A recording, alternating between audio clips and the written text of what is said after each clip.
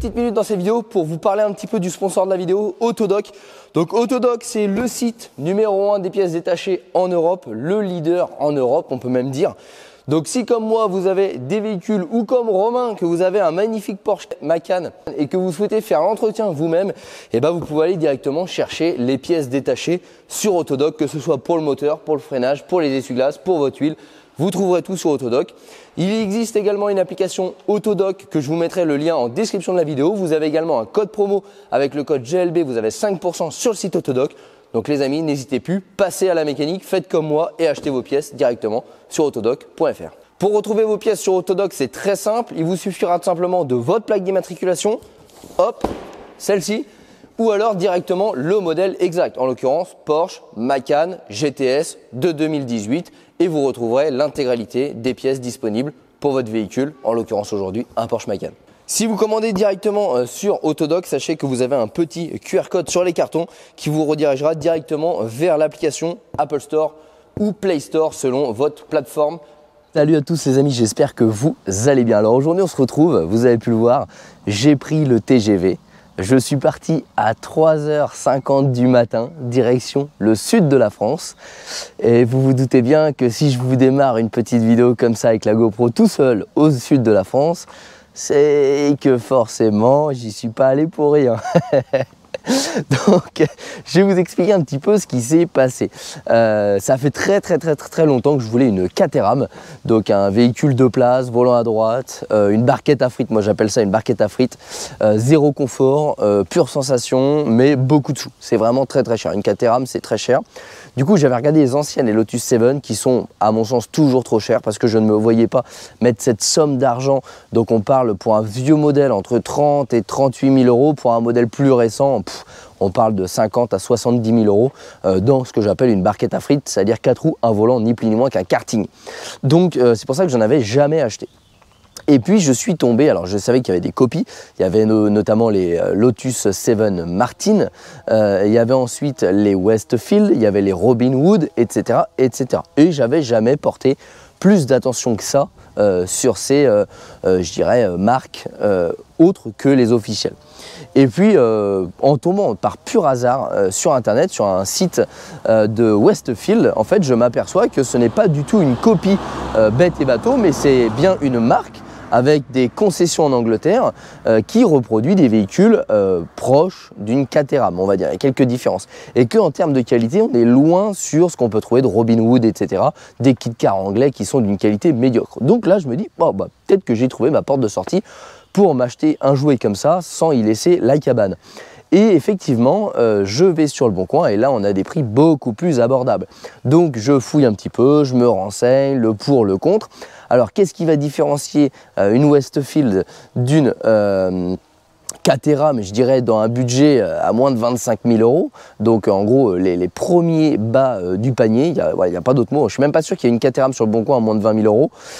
Mais on va avoir des Caterham, des Lotus Martin, qui est une copie anglaise de la Caterham, en coque aluminium. Et donc c'est là où j'en viens. En fait, qu'est-ce qui différencie une Westfield d'une Lotus ou d'une Caterham? Caterham qui a racheté Lotus, pour ceux qui se posent la question. Et bien en fait, c'est que Caterham et Lotus sont en coque aluminium, alors que les Westfield sont en coque fibre de verre. Donc, qu'est-ce que ça différencie? Et bien en fait, ça fait que la voiture est beaucoup plus légère. Autre atout également, la Westfield, elle est plus puissante. C'est-à-dire qu'en gros, on a les mêmes motorisations, mais avec des moteurs plus récents. Par exemple, une Westfield d'origine, donc sur les mêmes années, là je parle vraiment véhicule de collection, parce que sinon on ne peut pas les immatriculer, et après le reste, on va tout de suite parler de prix astronomiques. Mais sur un véhicule de collection, donc on va dire entre 80 et 90, une Westfield sortait 110 chevaux, quand la même en Lotus 7 sortait entre 70 et 80 chevaux. La Westfield était en fibre de verre, contrairement à la Lotus qui, elle, était en aluminium. Ce qui fait qu'on a presque 200 kg d'écart sur la balance. Donc on a plus puissant, on a plus léger, et pour le reste, mis à part pour les puristes, c'est exactement la même chose. Donc les amis, c'est parti, je vous montre tout de suite ce que je suis en train de ramener. Donc là, j'ai fait 15 km, je suis dans le sud de la France. Il me reste 700 km pour remonter la France à bord de cette Westfield de 1990. Les amis, c'est parti. Donc voilà un petit peu le bijou que je m'apprête à remonter. Donc on est en plaque collection bien évidemment, puisque c'est un véhicule immatriculé en carte grise collection. On est sur un véhicule relativement propre. Alors encore une fois, attention, on parle d'un véhicule, je dirais proche du panier, du bas du panier sur ce genre de modèle-là en termes de prix. On parle également d'un véhicule de 1990, hein, nous sommes en 2023 pour rappeler, donc ça fait 33 ans que ce véhicule est sorti d'usine, usine fabriquée à la main. Donc on n'a pas le même ajustement que sur des véhicules, je dirais, plus grande série. Mais elle présente super bien, elle a quelques petits défauts, comme ici il y aurait besoin de refaire l'aile. On voit que ça a légèrement frotté, du coup la fibre de verre est légèrement cassée. Donc ça, je vais refaire l'intérieur et je vais la refaire en peinture. J'aimerais vraiment bien la refaire nickel de chez nickel pour avoir un bel exemplaire. Les roues, quant à elles, sont en parfait état. Les passages de roues sont en parfait état. Le moteur, il a 10 000 km, donc lui il est tout neuf, il avait été refait, il est tout neuf, mais par contre moi je suis maniaque et il ne fonctionne pas comme il devrait fonctionner. Le ralenti est trop bas, quand le véhicule on l'arrête il cale, il y tourne beaucoup trop riche, donc voilà, il va y avoir vraiment des réglages à faire sur la partie moteur. Alors là je suis sur le bord de la route, vous voyez, en pleine campagne du sud, donc je ne vais pas commencer à vous retirer les pièces que je ne pourrais pas poser. Donc là je vous finirai cette vidéo là plus en détail au garage. Là, je repars pour presque 7 heures de route, donc voilà, j'ai beaucoup de temps à passer. On est en conduite à droite, donc normal, hein, véhicule anglais, donc du coup conduite anglaise. On a un volant qui est ultra ridicule, hein, vous voyez la taille de ma main. On a un habitat qui est ultra petit, une boîte qui est courte, il y a 4 vitesses dessus. Par contre, ça marche super bien. L'ancien propriétaire me disait que ça tourne entre 140 et 150 chevaux. Tout plein fait 520 kg, donc voilà, c'est vraiment un très bon rapport poids-puissance, mais encore une fois, c'est les dires du propriétaire. Donc c'est là où tout va prendre son sens sur cette série de vidéos-là. On va la passer au banc, on va lui faire un entretien, il y a des petites fuites d'huile, niveau boîte, niveau moteur, etc. Donc on va réparer tout ça. J'aimerais bien pouvoir refibrer la carrosserie sur les éléments abîmés pour lui refaire une robe complète. Au niveau du freinage, j'aimerais améliorer tout ça, etc. Donc on va voir un petit peu tout ça. Pour l'instant, j'ai fait que 15 km. Globalement, elle est vraiment très propre. On trouvera quelques petits défauts comme l'aile arrière là. On a au niveau du capot ici la fibre qui a travaillé, donc on a 2-3 petites fissures. Mais de vous à moi, c'est absolument présent sur toutes les voitures en fibre, qu'on parle d'Alpine, de Westfield ou de plein d'autres voitures qui sont fabriquées en fibre de verre. Au bout de 30 ans, la fibre de verre, elle travaille, elle craque et c'est pour ça qu'il faut la refaire. Mais c'est très facile à refaire. C'est des véhicules où on peut vraiment bricoler dessus sans se prendre la tête. C'est hyper compact, vous voyez, c'est tout petit. C'est vraiment très bizarre à conduire. La boîte de vitesse est hyper courte. Donc les amis, ce qu'on va faire, c'est que là, je vais reprendre la route. Je vais vous embarquer en caméra embarquée. Et puis, allez, on improvise cette petite vidéo. Allez les amis, je vous dis à tout à l'heure.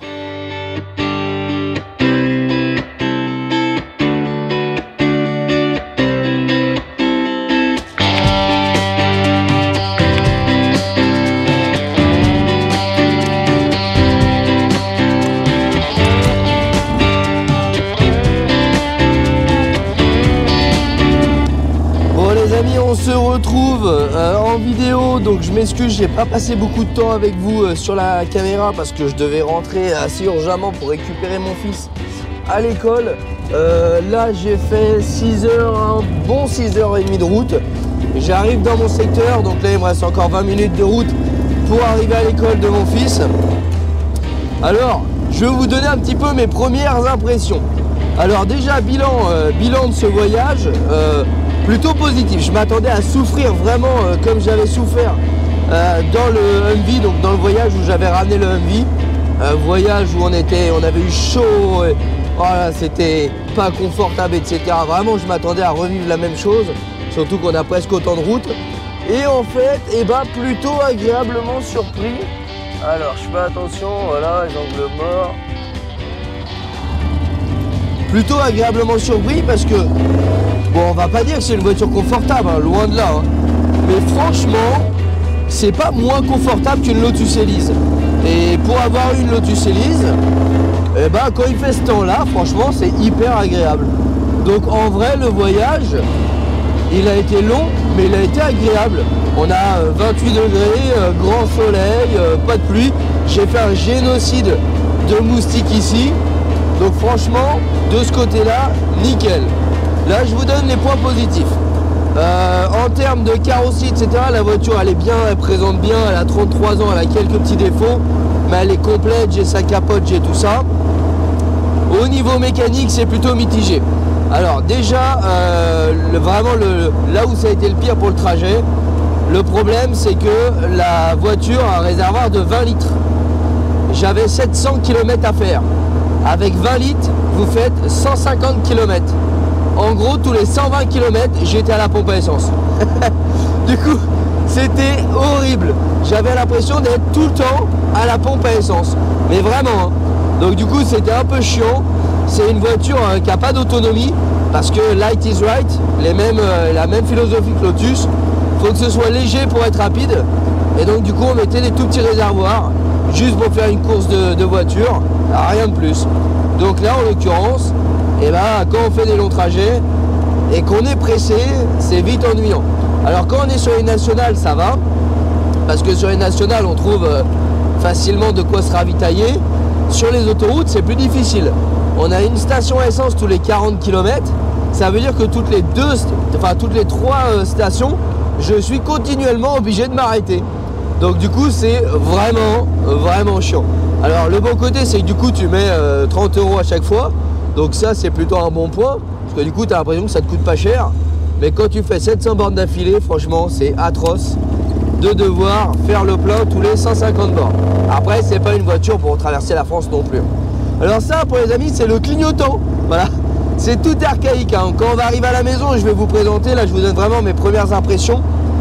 Alors, en termes de puissance, le propriétaire m'avait dit qu'elle faisait entre 140 et 150 chevaux.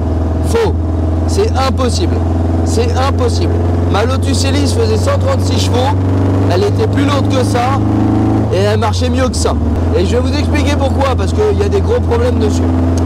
Donc, ce qu'on va faire, c'est que déjà, on va en parler tout ça à la maison. On va mieux entendre. On va vous faire une présentation de la voiture en détail, de la mécanique. Mais on va faire des vidéos à chaque fois avec des bandes puissance. Ce qui permettra de voir l'évolution de la voiture. J'ai plein de factures sur la voiture. La voiture a été vraiment entretenue. J'ai tout le dossier de facture depuis l'Angleterre. C'est une voiture qui a un châssis court, donc c'est relativement rare. C'est une voiture qui a fait des courses en Angleterre. Le moteur est intégralement refait il y a moins de 10 000 km, donc le moteur est neuf. Et en France, ils ont continué un petit peu cette préparation qu'elle avait commencé à subir en Angleterre. Et je pense qu'il y a des pièces qui ont été ajoutées, mais sans faire aucun réglage. Ce qui fait que vous l'entendez là.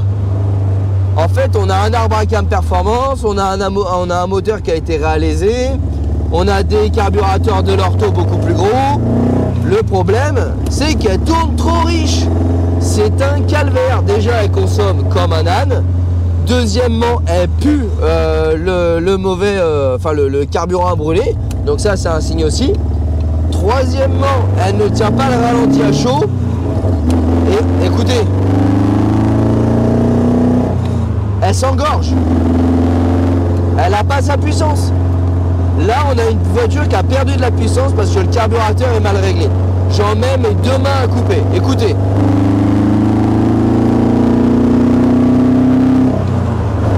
Ça marche bien, mais elle n'a pas 150 chevaux. Vous allez voir, là, je vais essayer de faire le stop, vous allez comprendre. Des fois, elle cale même à chaud. Voilà, vous voyez, la voiture, elle tremble totale. Allez, je sais pas, regardez pour votre vitesse. Elle est à 2 doigts de caler. Et quand je fais la reprise, alors je vais me taire, vous allez écouter quand je vais repartir le stop. Alors là, vous avez la preuve d'un con, voilà. Un carrefour où il y a eu des morts, écoutez. Voilà, passé 4000 tours, elle fait un bruit dans... Et vous voyez là, voilà. Et hop, 3000 tours, elle repart. On a une carburation beaucoup trop riche. Et quand tu restes dans 3000, bah après c'est bon, ça y va, 30 km/h. Ça, c'est clairement une voiture pour la route de campagne ou pour la montagne. Sur les petites routes, c'est un bonheur à conduire. On a l'impression de conduire un karting. En fait, il n'y a rien de feutré. Le petit volant, la direction direct sur les roues, les pneus semi-slick, à ras du sol. Franchement, c'est un plaisir de sensation. Bon, je vous montre le problème que j'ai. Alors, écoutez en première. Voilà, ça marche pas, ça marche pas, raté de combustion et ça pue. Je vous fais la même en deuxième. À moins de 3000 tours, vous êtes en ville. Donc là, je suis à 40 km/h, donc vitesse en ville. Vous allez voir, dès que je stabilise, déconne totale. Et dès que je mets le pied dedans, elle va faire et après elle va repartir, regardez. Et là, ça part. Voilà. Donc clairement, j'ai un problème de carburation là-dessus, c'est clair et net. Donc là, je rentre, je me prends une bonne douche, je me fais une petite pizza. Et les amis, on se retrouve demain pour faire cette petite vidéo à la maison pour vous dévoiler un petit peu la partie moteur et vous dire un petit peu la partie mécanique qu'il y aura à prévoir par la suite. Mais en tout cas, ça va être un beau petit projet mécanique avec plein de nouvelles choses pour la chaîne YouTube.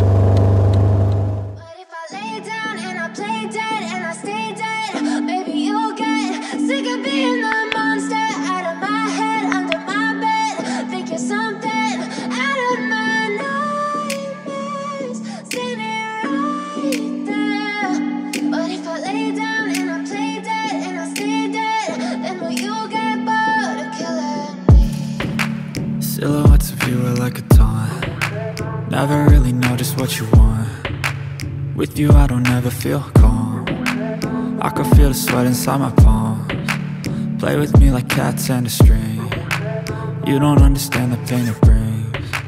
You don't ever wanna give me. Bon les amis, ça y est, on se retrouve le lendemain à la maison pour vous parler un petit peu de cette Westfield SE. Alors déjà, on va parler un petit peu de ses spécificités. C'est une voiture qui vient d'Angleterre, logique, toutes les Westfield viennent d'Angleterre. C'est une voiture qui a un pédigré et qui est relativement rare. Je ne vais pas dire que c'est une voiture rare, mais relativement rare. Pourquoi? Parce que les Westfield, vous avez deux types de Westfield. Vous avez ce qu'on appelle les châssis étroits et les châssis larges. Celle-ci est un châssis étroit, c'est-à-dire qu'elle a un gabarit plus petit. Elles étaient plus utilisées pour la course, ce genre de voiture-là. Après, il y a plus de modèles larges qui existent que de étroits, mais celle-ci est une étroite, donc un petit peu plus rare. Elle a un pédigré parce que c'est une voiture qui, en Angleterre, a fait de la course automobile. Donc j'ai tout le suivi de la course automobile en Angleterre, j'ai toutes les vignettes, etc. Et surtout, c'est un véhicule qui a été entretenu en Angleterre et en France. Donc ça, c'est un bon côté aussi parce que ce qu'il faut savoir, c'est que ce genre de véhicule-là peut être acheté comme ça en Angleterre ou peut être construit par un particulier. On appelle ça des kit cars. C'est pour ça que c'est tout simplement interdit en Europe, en France surtout, parce que ce n'est pas homologable. C'est-à-dire que n'importe qui peut acheter la voiture en pièces détachées en Angleterre et la construire. Donc du coup, on n'a pas de gage de qualité. Aujourd'hui, pour pouvoir rouler avec ce genre de véhicule-là légalement en France, il faut obligatoirement qu'elle puisse être immatriculée en véhicule de collection. Donc qu'elle ait plus de 30 ans. J'insiste là-dessus parce qu'il y a beaucoup d'importations anglaises qui n'ont absolument aucun suivi. Et là, c'est très litigieux en termes d'assurance. C'est-à-dire qu'en gros, ils ont acheté des kit cars pourraves en Angleterre. Ils les ont importés en France et ils ont récupéré des cartes grises de vieilles bagnoles pour les immatriculer avec. Bref, c'est de la magouille. Tant que tout va bien, tout va bien. Le jour où vous avez un problème, si l'assurance elle fouille, vous êtes dans la merde. C'est-à-dire que je vous donne un exemple, j'ai la mienne là, ok? Demain, je la plie. J'achète un kit car en Angleterre, je me refais une Westfield et je réutilise la même carte grise. Sauf que ce n'est pas du tout la même voiture. Donc du coup, je peux mettre le moteur que je veux, je peux mettre à peu près tout ce que je veux dedans, mais du coup, ce n'est pas conforme. Il y a énormément de Westfield qui sont comme ça sur le marché français. Alors comme j'ai dit, tant que tout va bien, tout va bien.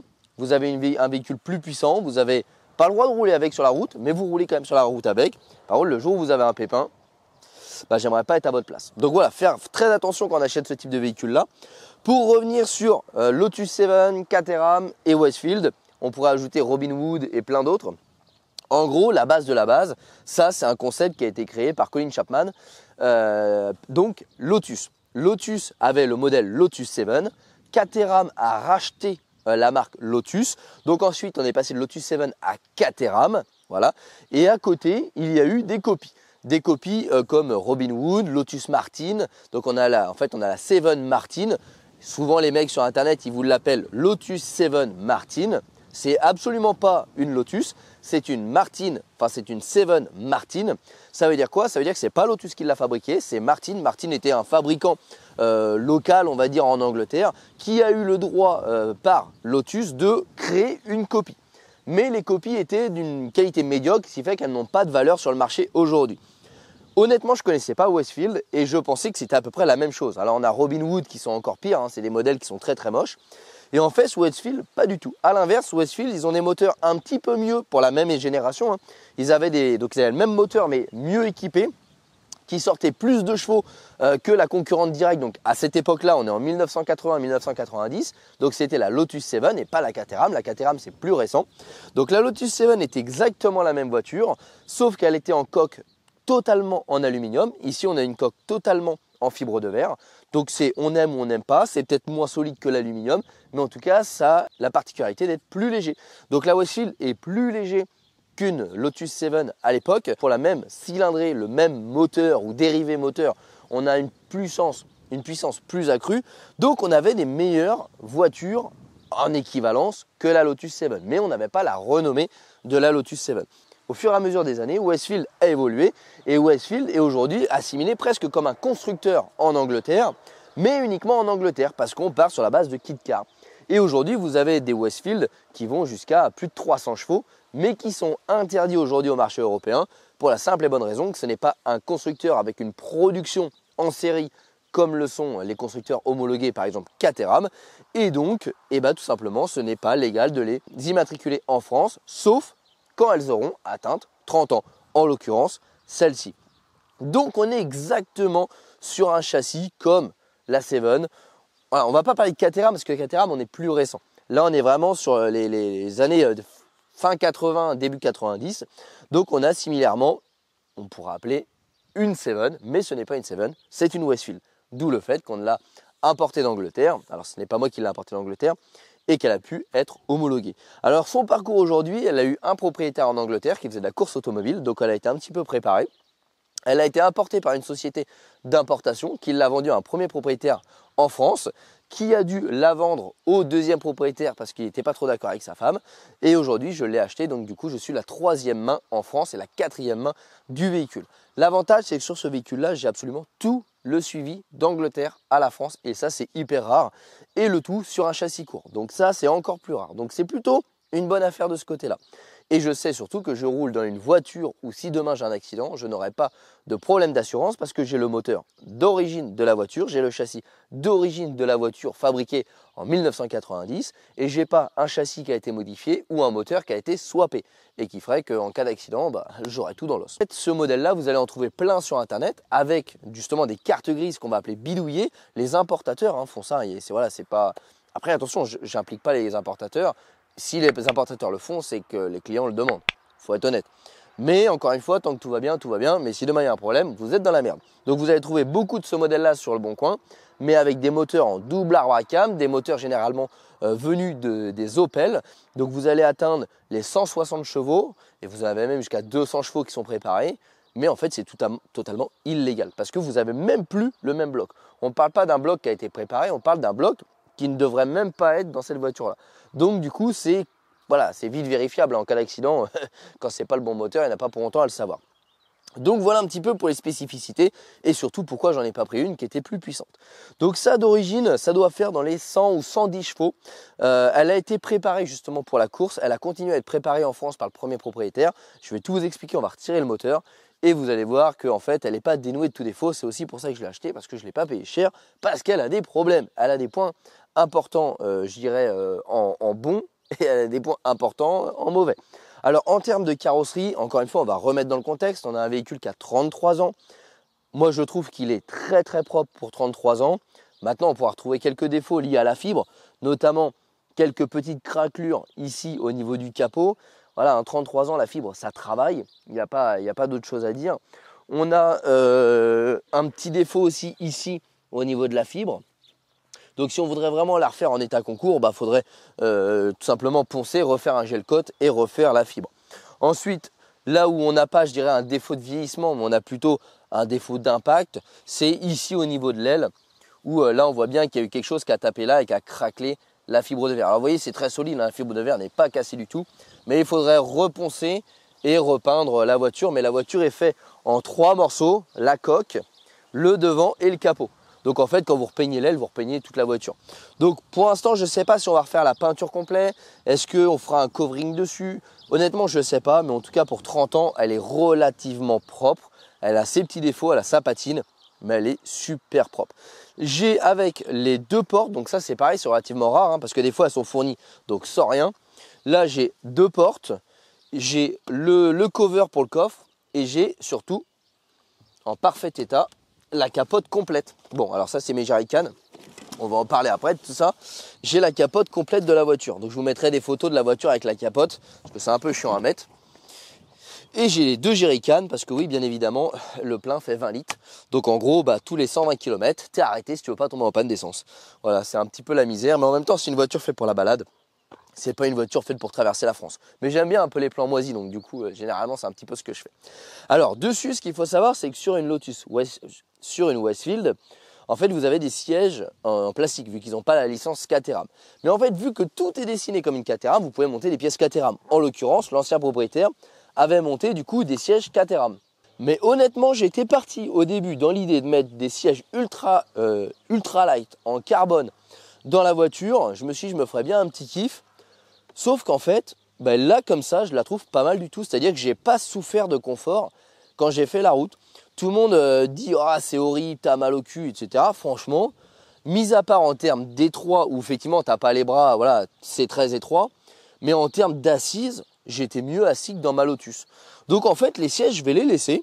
Parce que franchement, tu fais facilement 150 km et t'as absolument pas mal au cul. Alors peut-être que je me ferai un petit plaisir de mettre un volant démontable parce que c'est vrai que c'est pas hyper simple de monter dans la voiture et ça pourrait faciliter l'insertion dans la voiture. Donc là dedans ici on a le bouton pour venir forcer le ventilateur. Donc il y a une sonde qui se déclenche, mais si par exemple vous êtes dans les bouchons, hop vous appuyez, ça permet d'éviter que ça chauffe. Alors maintenant on va parler un petit peu de la mécanique. Alors dessus est monté des combinés filetés. Pourquoi? Parce qu'elle a fait de la course, donc du coup il fallait qu'elle soit entre guillemets réglable selon là où elle allait courir. Et au niveau mécanique, vous allez voir qu'il y a quand même quelques petits problèmes. C'est pour ça que je ne l'ai pas payé très cher. Donc là, le capot, relativement simple. Voilà, on prend ça comme ça. Ça doit faire à peu près 1 kg, je ne suis même pas sûr. Et vous allez voir un petit peu les sous-sailles. Alors, on va déjà parler de ce qui est monté dessus. Dessus est monté un régulateur de pression. 2 Carbu Weber 40. Donc ça, c'est de la pièce qui coûte très cher. Un Carbu, ça vaut 500 balles pour vous donner un idée. Ensuite, on a un arbre à cam compétition dessus, donc où les angles d'attaque sont différents. On a un moteur qui a été intégralement refait. Donc le moteur a aux environs de 10 000 km. Mon gros dédou. Ça te plaît cette voiture-là, hein? T'arrêtes pas d'être autour. Oh, j'aimerais bien faire un petit tour, moi, les popoles au vent, là, les bobines. Bref, dessus, c'est hyper minimaliste. Vous voyez, le mètre cylindre, il n'y a aucune assistance. Donc dans la mesure du possible, j'aimerais bien pouvoir passer avec des étriers 4 pistons et des freins ventilés, ce qui permettrait d'améliorer, tu te pousses, allez, ce qui permettrait de pouvoir améliorer la résistance au freinage, du coup l'endurance au freinage. Voilà, le bon gros casse-couille là, le bon gros casse-couille, toujours là où on travaille. Et après, selon ce qu'elle sortira, adapter les freins pour avoir un meilleur freinage ou pas. Mais ça, c'est pas sûr, donc on verra par la suite. Ensuite, dessus, qu'est-ce qu'on a? On a du coup 2 filtres à air qui sont posés dessus. Alors, hop. Voilà, dessus, en fait, on est sur des cônes comme ça. En compète, les mecs, ils roulaient comme ça avec des grillages. Après, bon, ça se vend ça pour plus quand on va rouler en mode voiture. Donc, dans la poussière, etc. Et où on n'a pas envie de refaire le moteur à chaque course. Du coup, on met ça. Ensuite, autre amélioration que j'aimerais faire, vu que là, on parle vraiment au-delà d'augmenter la performance. En fait, c'est le rapport poids-puissance qui va jouer. Donc là, on est sur une batterie standard acide gel. J'aimerais passer sur un kit où on sera sur une batterie lithium. C'est-à-dire qu'une batterie comme ça fait une dizaine de kilos. Je dirais entre 7 et 9 kilos. L'idée, c'est de passer sur une batterie au lithium qui fera que quelques grammes. Donc en fait, on va facilement gagner 7-8 kilos sur une voiture qu'on fait 520. C'est énorme proportionnellement. Ensuite, j'aimerais passer sur un radiateur aluminium. Donc toujours dans l'esprit d'améliorer un petit peu la voiture. Par contre, malgré que le moteur a été fait, malgré qu'il y a des pièces qui ont été montées dessus, en fait, il n'y a rien qui fonctionne correctement. C'est-à-dire que les pièces ont été mises en France, dans la continuité, sauf que ça a tout déréglé. Et aujourd'hui, il n'y a rien qui fonctionne correctement. C'est-à-dire qu'on a 2 magnifiques Carbu Weber qui sont prêts à envoyer la sauce, sauf qu'en fait, ils ne sont pas réglés. Donc la voiture, déjà, il n'y a plus de starter. Voilà. le starter n'a pas été remis. Alors là, c'est pas encore trop grave, hein, parce que quand on prépare un moteur, des fois on est obligé de retirer le starter parce que ça tourne pas bien, notamment comme la coccinelle. Mais le problème, c'est qu'au-delà du starter, il n'y a rien qui fonctionne. C'est-à-dire qu'elle pue l'essence comme pas deux, elle consomme mais incroyablement. Alors oui, c'est des carburateurs, oui, c'est un moteur préparé, donc oui, ça doit consommer, mais pas autant. C'est-à-dire que là, tu es à l'arrêt déjà, tu es intoxiqué. Ça sent vraiment les odeurs d'un brûlé, donc c'est un brûlé, donc il y a trop de carburant. Deuxièmement, on a un moteur qui ne tient pas, mais alors pas du tout le ralenti. Et au-delà de pas tenir le ralenti, il cafouille total. Donc je suis prêt même à parier que les carburateurs ne sont pas synchronisés entre eux. Alors soi-disant ça a été fait par un garagiste. Bon, il y a quand même très peu de garagistes qui maîtrisent le réglage de carburation. Donc du coup, on va reprendre intégralement le réglage de carburation. Donc il va falloir synchroniser les carburateurs et ensuite régler la richesse. Richesse au ralenti, richesse à mi-régime, richesse pleine charge. Tout ça, c'est des réglages très pointus et ça ne se fait pas n'importe comment, ça se fait avec une sonde AFR, comme quand on reprogramme une voiture. Donc là, on ira chez MCR Performance sur le banc pour pouvoir tout simplement régler nos carburateurs en fonction de l'AFR. Ça va prendre beaucoup de temps, c'est quelque chose qui est très long à faire, mais c'est quelque chose qui est important pour que ça fonctionne correctement. Aujourd'hui, la voiture ne sort pas ses chevaux malgré sa préparation parce qu'il n'y a rien qui est réglé. C'est-à-dire qu'elle consomme 10 fois trop d'essence. Et aujourd'hui, si on veut une voiture qui est puissante, il faut une voiture qui tourne légèrement pauvre. Mais on ne les fait pas tourner trop pauvres pour que justement on n'abîme pas le moteur. Donc il faut le bon rapport air-essence, l'AFR. Si on met trop d'essence, eh ben en fait on va perdre tout simplement en puissance. On va avoir un effet inverse. Aujourd'hui, c'est clairement ce qui se passe. Donc la prochaine vidéo, on la passe au banc de puissance en l'état chez MCR Performance. Et vous allez voir que je lui donne à peine 100 chevaux. Pour moi, elle a à peine sa puissance d'origine, alors que préparée comme ça, elle pourrait en sortir, je dis bien, jusqu'à 150 chevaux. Parce que je ne sais pas ce qui a été réalisé, je ne sais pas comment ça a été fait, je ne sais pas les pistons qui sont montés dedans. Je sais juste que le moteur a été rectifié et refait il y a 10 000 km. Donc du coup, on va prendre des pincettes, mais on va dire que ça devrait en sortir quand même aux alentours entre 120 et 140 chevaux selon ce qui a été fait. Aujourd'hui, je donne ma main à couper qu'elle en sort à peine 100.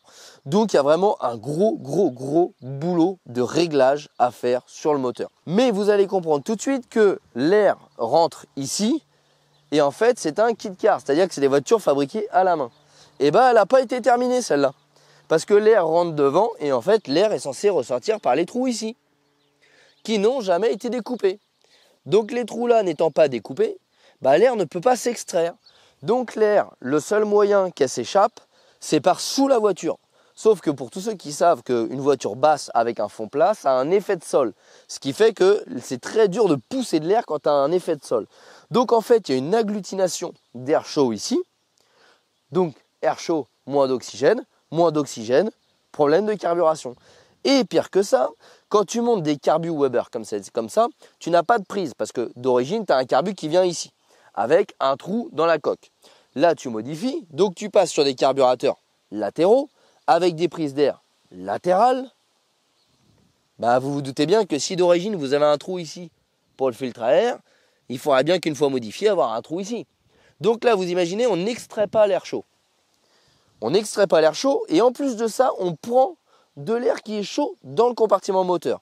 Donc de l'air qui est pauvre en oxygène, et donc forcément, si on prend de l'air pauvre en oxygène, eh ben on va avoir un mélange riche parce qu'on aura toujours la même quantité d'essence. Ce n'est pas une injection, c'est un carburateur. C'est-à-dire que ça, c'est un réglage mécanique. Si on lui dit t'envoies tant de grammes d'essence, bah lui, il enverra tant de grammes d'essence. Il s'en fout de la température qu'il fait. Donc, c'est à toi de régler en fonction de la température.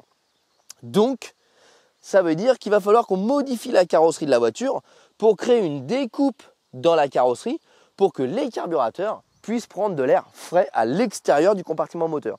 Donc là, vous imaginez, aujourd'hui, on a une belle météo, il fait 25 degrés. Bah, au lieu d'aspirer de l'air à 25 degrés, il va aspirer de l'air à 90 degrés. Donc forcément, il va être plus pauvre en oxygène par rapport à la quantité de carburant pour lequel il est réglé.